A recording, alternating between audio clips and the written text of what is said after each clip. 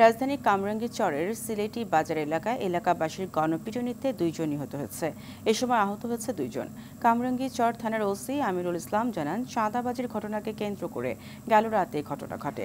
2 মাস আগে চা দোকানি মনির হোসেনের কাছে 1 লাখ টাকা চাঁদা দাবির মামলায় 4 জনকে গ্রেপ্তার করে পুলিশ। সেই মামলা তুলে নিতে এজাহার নামীয় আসামি মাসুদ সহ 4 যুবক বাদীকে চাপ প্রয়োগ ও মারধর করলে এলাকাবাসী তাদের ঘেরাও করে।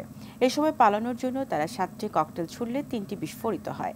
এ সময় এলাকাবাসীর গণপিটুনিতে 2 জনের মৃত্যু হয়, বাকি 2 জনকে আহত অবস্থায় উদ্ধার করে পুলিশ।